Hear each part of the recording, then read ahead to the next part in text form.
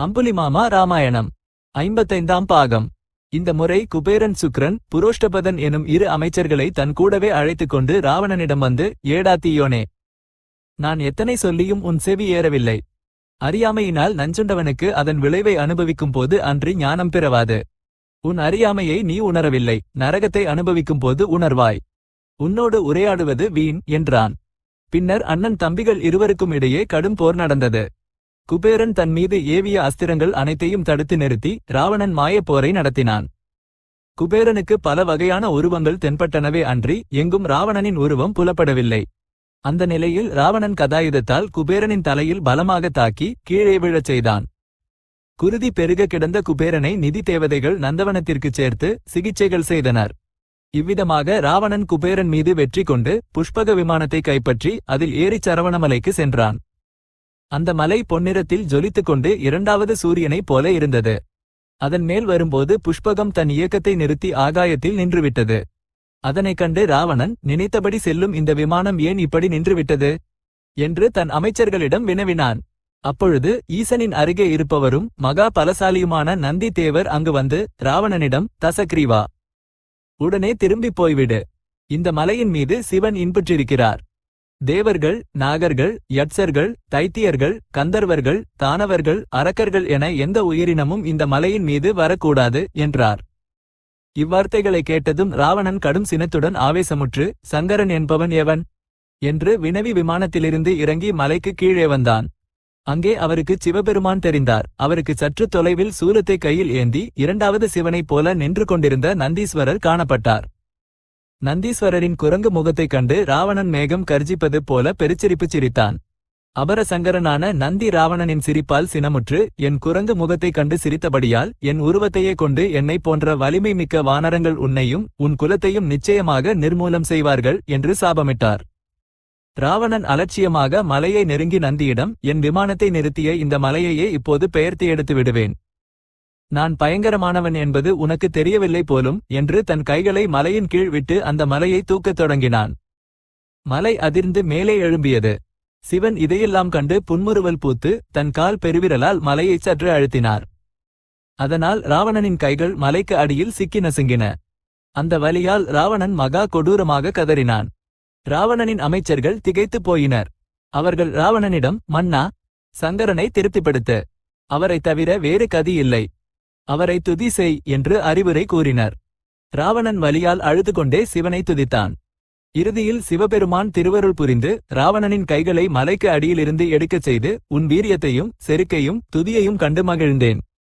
உன் கைகள் நசுங்கியபோது நீ எழுப்பிய கொடூரமான ஒலியின் காரணமாக இனிமேல் உனக்கு ராவணன் என்ற பெயர் பொருத்தமாக இருக்கும்.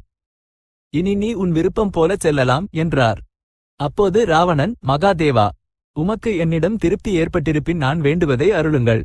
நான் ஏற்கனவே தேவர்களால் சாகாவரம் பெற்றுள்ளேன். அற்பமான மனிதர்களை நான் பொருட்படுத்தவே இல்லை. பிரம்மதேவன் எனக்கு நீண்ட ஆயுளையும் கொடுத்திருக்கிறார். நான் உன்னிடமிருந்து எஞ்சிய என் ஆயுளையும் ஒரு ஆயுதத்தையும் வேண்டுகிறேன். தயவு செய்து அவற்றை அருளுங்கள் என்றான். சிவன் ராவணனுக்கு எஞ்சிய ஆயுளையும் சந்திரஹாசம் எனும் வாளையும் வழங்கி, இந்த வாளை என்றும் அவமதிக்காதே. எந்நாளில் இதற்கு அவமானம் நேருமோ அது அப்பொழுதே நிச்சயமாக என்னிடம் திரும்பி வந்துவிடும் என்றார். இவ்விதமாகச் சிவபெருமானிடம் வரங்களைப் பெற்று ராவணன் தன் புஷ்பகத்தில் ஏறி உலகம் முழுவதும் சுற்றித் திரிந்து வீரர்களான அரசர்கள் அனைவரையும் துன்புறுத்தினான். பராக்கிரமம் மிக்கவர்கள் அவனுடன் போர் செய்து அழிந்தனர். அறிவுள்ளவர்கள் அவனை வெல்ல முடியாது என்றுணர்ந்து தோல்வியை ஒப்புக்கொண்டு அவனிடம் பணிந்தனர். அவ்வாறு உலகைச் சுற்றி வரும்போது ராவணன் ஒருமுறை இமயமலைக்குச் சென்று அங்கே ஒரு தேவமங்கையைப் போன்ற ரூபவதியைக் கண்டான். அவள் முனிவர்களைப் போல கிருஷ்ணாஜினமும் சடைமுடியும் தரித்து தவம் செய்து கொண்டிருந்தாள். ராவணன் அவள் அழகில் மயங்கி விளையாட்டாக கேட்பவனைப் போல, சுந்தரி, இந்த இளமையில் தவம் செய்கிறாயே ஏன்? உன் அழகைக் கண்டு ஆடவர்கள் மயங்குவார்களே, எதற்கு இந்த கடின விரதம் என்று கேட்டான். அவள் ராவணனிடம் தன் வரலாற்றை இவ்வாறு கூறினாள். பிருகஸ்பதியின் மகனான குசத்வஜன் என் தந்தை. என் பெயர் வேதவதி. பல தேவர்களும் கந்தர்வர்களும் யட்சர்களும் அரக்கர்களும் என் தந்தையிடம் வந்து என்னை திருமணம் செய்து வைக்குமாறு வேண்டினர். ஆனால் என் தந்தை ஒப்புக்கொள்ளவில்லை. காரணம் என்னவென்றால் அவருக்கு விஷ்ணுவையே தன் மருமகனாக ஆக்கிக் கொள்ள வேண்டும் என்று ஆசையிருந்தது. இச்செய்தி அறிந்து தம்பு என்ற அரக்கன் ஒரு நாள் இரவு என் தந்தை உறங்கிக் கொண்டிருக்கும் போது வந்து அவரை கொன்றுவிட்டான். என் தாய் அவருடன் உடன்கட்டை ஏறினாள். நான் என் தந்தையின் விருப்பத்தை பூர்த்தி செய்யும் நோக்கில் விஷ்ணுவையே என் கணவராக மனதில் எண்ணித் தவம் செய்கிறேன். எனவே ராவணா, இனி நீ செல்லலாம். இவ்வார்த்தைகளை கேட்டு ராவணன் காமமுற்று விமானத்திலிருந்தே இறங்கி, பெண்ணே, செருக்கினால் உன் மனம் விகாரமடைந்துள்ளது. இல்லையெனில் மூவுலக அழகியாய் இருந்து கொண்டு உன் இளமையை இப்படி பாழாக்குவாயா? நான் தசக்ரீவன், லங்காதிபதி. என் மனைவியாகிச் சகல போகங்களையும் அனுபவி. விஷ்ணு என்பவன் யார்? எனக்கு இருக்கும் தவமோ போகமோ பலமோ அவனுக்கு உண்டா என்றான். உனக்குச் சிறிதேனும் அறிவு இருந்தால் விஷ்ணுவைப் பற்றி அவ்வாறு இழிவாக பேசமாட்டாய் என்றாள் வேதவதி. உடனே ராவணன் அவள் கூந்தலை பற்றினான். வேதவதி சினமுற்று தன் கைகளை வாள்களைப் போல ஆக்கி தன் கூந்தலை அறுத்துக் கொண்டாள். தன் கோபத்தீயால் ராவணனை எரிப்பவள் போல ஆகி அந்த வேதவதி நெருப்பை மூட்டி ராவணனிடம், நீசனே, உன்னால் அவமதிக்கப்பட்டு இனி வாழமாட்டேன். இந்த நெருப்பில் விழுந்து உயிர் துறந்து உன்னை கொல்ல அயோனிஜையாகவும் பதிவிரதையாகவும் பிறப்பேன் என்று கூறி நெருப்பில் குதித்தாள். அந்த வேதவதியே சீதையாக பிறந்து ஜனகரின் இல்லத்தில் வளர்ந்து ராமருக்கு மனைவியாகி ராமரின் பலத்தால் ராவணனின் அழிவுக்கு காரணமானாள். வேதவதி நெருப்பிற்கு இரையாகி போன பிறகு ராவணன் மீண்டும் புஷ்பகத்தில் உலக பயணம் செய்து மருத்த மகாராஜன் தேவர்களை துணையாக கொண்டு யாகம் செய்து கொண்டிருந்த இடத்திற்கு வந்தான். பிருகஸ்பதியின் தம்பியான சம்வர்த்தன் யாகத்தை முன்னின்று நடத்தி கொண்டிருந்தான். ராவணனை கண்டதும் அங்கே கூடியிருந்த திக்குப்பாலகர்கள் அச்சமுற்று உருமாறினர். இந்திரன் மயிலானான், இயமன் காகமாக மாறினான், குபரன் ஓணான் உருவத்தையும் வருணன் அன்ன பறவை உருவத்தையும் தரித்தனர். மற்ற தேவர்கள் அவ்வாறே ஏதோ ஒரு விலங்கு உருவம் பெற்றனர். அந்நேரத்தில் ராவணன் தயக்கமின்றி யாகசாலைக்குள் புகுந்து மருத்தனை பார்த்து, போர் செய்கிறாயா? தோல்வியை ஒப்புக்கொள்கிறாயா என்று கேட்டான். நீ யார் என்று மருத்தன் ராவணனை கேட்டான். ராவணன் உரக்கச் சிரித்து, பேஷ், ராவணனை கூட நீ அறியவில்லையா? என் பல பராக்கிரமங்களைப் பற்றி தெரியாதவன் மூவுலகிலும் வேறொருவன் இருப்பான் என்று நான் நினைக்கவில்லை.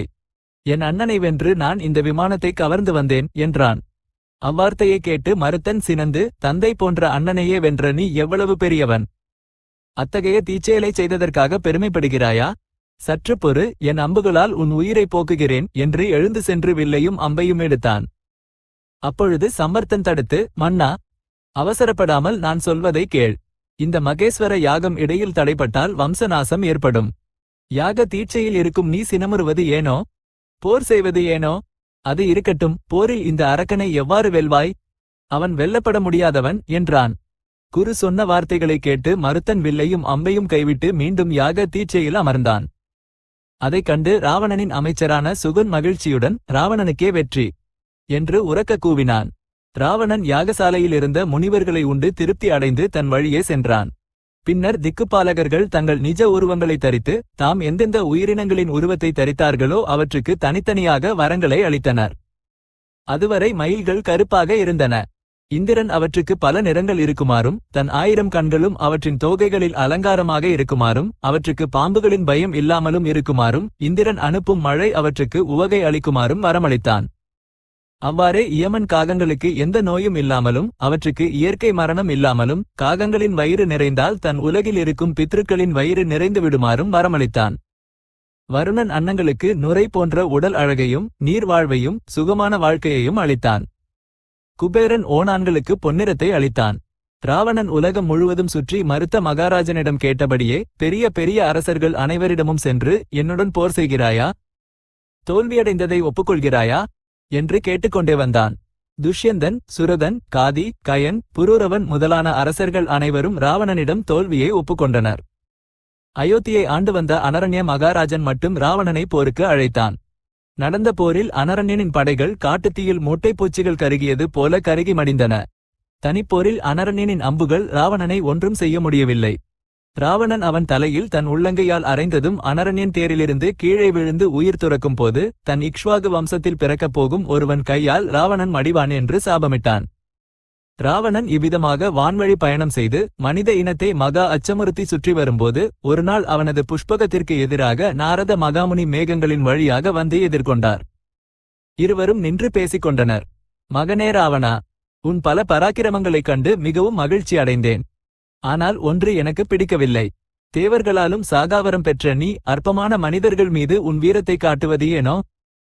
மனிதர்கள் பலவிதமான தீய பழக்கங்களாலும் நோய்களாலும் கணப்பொழுதில் வந்து சேரும் முதுமையாலும் பலவாறாக துன்பப்படுகிறார்கள் அல்லவா?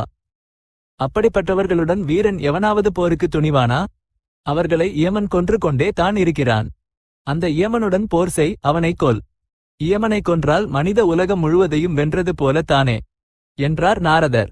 ஐயா நாரதரே, நான் முதலில் பாதாளத்தையும் பின்னர் சொர்க்கத்தையும் வென்று மூவுலகையும் வசப்படுத்திக் கொண்டு அதன் பின்னர் கடலை கடைந்து அமிர்தம் சம்பாதிக்கும் எண்ணத்தில் இருக்கிறேன் என்றான் ராவணன். உன் அருகிலேயே இருக்கும் இயம உலகத்தை விட்டுவிட்டு எங்கோ போகிறேன் என்கிறாயே, ஏன்? நீ இப்போது செல்லும் வழியே அதுதான் என்றார் நாரதர். ராவணன் கருமேகம் மின்னுவது போலச் சிரித்து, மிகவும் நன்றாகச் சொன்னீர் நாரதரே. நல்ல மகிழ்ச்சியான செய்தி. நான் இப்பொழுதே இயம உலகத்திற்குப் போகிறேன். உண்மையில் திக்குப்பாலகர்கள் நால்வரையும் வெல்ல வேண்டும் என்று ஏற்கனவே சபதம் பூண்டுள்ளேன். இப்போது சென்று அனைத்து உயிர்களுக்கும் மரண பயத்தை உண்டாக்கும் அந்த இயமனின் உயிரை பறிப்பேன் என்று நாரதருக்கு வணக்கம் தெரிவித்து விடைபெற்று தன் அமைச்சர்களுடன் தெற்கு நோக்கி புறப்பட்டான். அனைத்து உயிர்களையும் கொல்லும் இயமனுக்கு மரணம் என்பது எப்படி ஏற்படும் என்பது நாரதருக்குச் சிறிதும் விளங்கவில்லை. அந்த இயமனை ராவணன் எவ்வாறு வெல்வான் என்பதை நேரில் காண வேண்டும் என்ற ஆவல் கொண்டு நாரதரும் இயம பட்டணத்திற்கே புறப்பட்டார்.